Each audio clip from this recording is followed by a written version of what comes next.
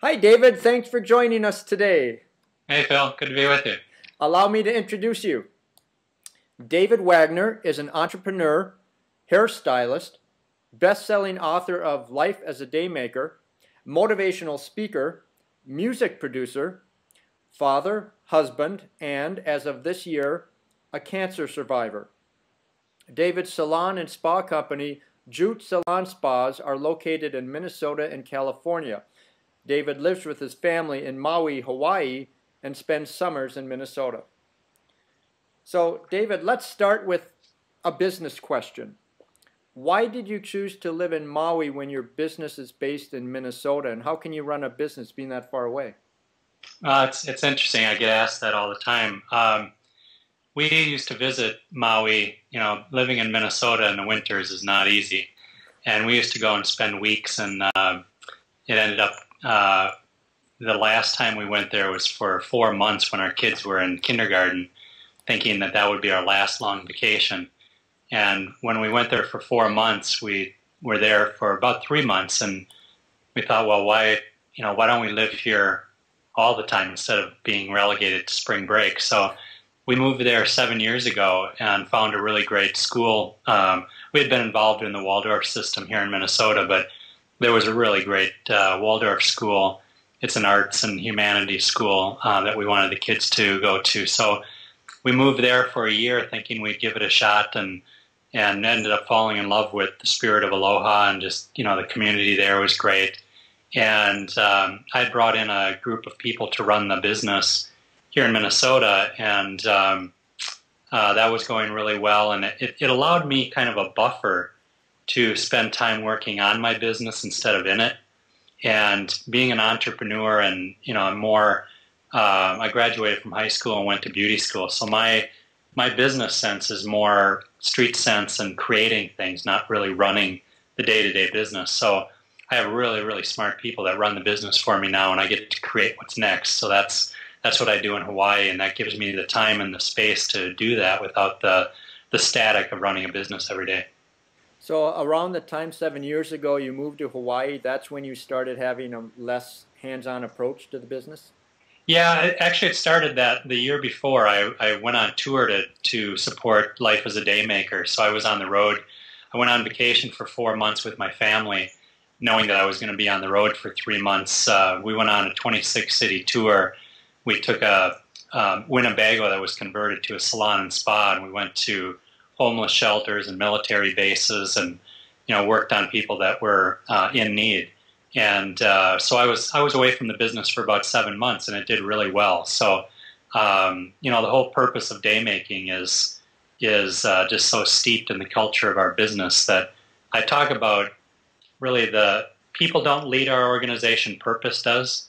So leaders come and go, and we've had some really great leaders in our organization and continue to do so. But the main reason that people are there, and the mantra that we carry every day, is to change the world by making somebody's day. So that allows the business to flourish based on purpose rather than personality. Oh, very interesting, fascinating.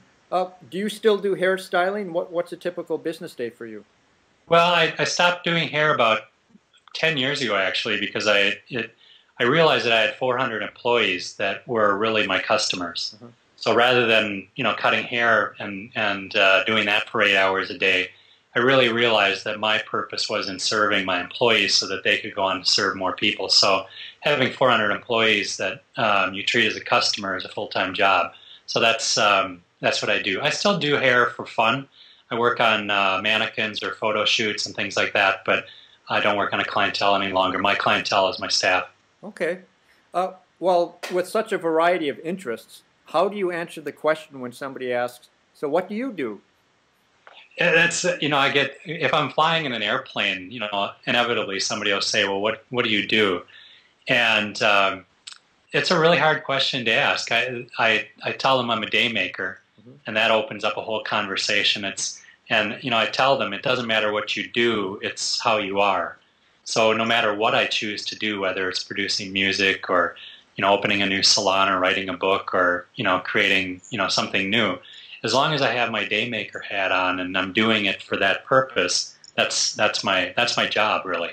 And it fascinates people. And, when you get locked into what you do instead of why you do it, I think that's when you kind of put blinders on and it becomes a, less than purposeful existence. Yeah. Well, now, how did you come up with the term Daymaker? How did you coin that term?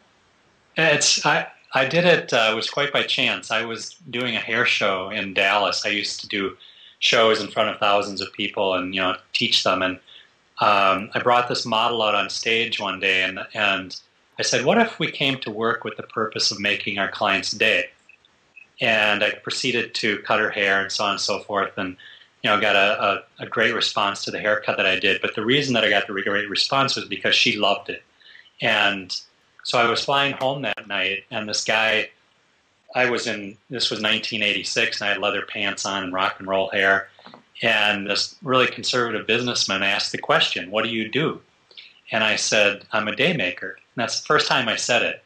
And he said, what do you mean a daymaker? And I said, well, I make people's day. And I proceeded to tell him. So the next day I changed my business card to Daymaker and started handing that out. And it was really cute for a while until one day one of my clients that came in regularly, she came in and she just wanted her hair styled. And I got a letter from her the next a couple days later that the reason that she came in was because she wanted to feel good. And the reason she wanted to feel good was she was planning on committing suicide that night. So all of a sudden, daymaking went from being cute to really profound. And she thanked me for being there and spending the half hour with her. And she changed her mind in our 20 minutes that we had, and I blew her hair out. So it's something that I've really held as being, not just cute, but really profound in my life, is that, what if I wasn't there, not physically, but emotionally? I could have been having trouble with my girlfriend or paying the rent or whatever, but I chose to be there for that client. That is a very powerful story, and you shared that in my book, 60 Seconds, One Moment Changes Everything, and I'm very grateful for that contribution. In fact, on this blog post, I will include an excerpt from that story so people can read more about it, because it's very inspiring. Oh, it's life-changing, not just for me, but when people hear the story, there's a lot of times people don't get the opportunity how much you've changed their life, but in those moments, everybody, I'm sure, has had that kind of effect on someone when they've chosen to be a daymaker. Now, you mentioned a woman who was going through a dark time, who was considering suicide. Now, you've gone through your own dark time. When were you diagnosed with cancer? What was the diagnosis? And how has daymaking helped you deal with that significant health challenge? I was having trouble with mostly my back and my legs back since October. And I thought that it was, I've had a bad back since, standing behind the chair for so many years. So I've had acupuncture and therapy. And then in about February, I switched and went to a new physical therapist, and he encouraged me to get an x-ray and some blood tests. And I did, and first I was diagnosed with multiple myeloma, which has about a 3-year life expectancy. So that was what I was faced with initially. And it's funny because I felt fortunate on one hand that I had 3 years, because I've had friends that have died suddenly in car crashes, or some cancers you have 3 months. So it was just kind of odd that I felt fortunate to have that much time.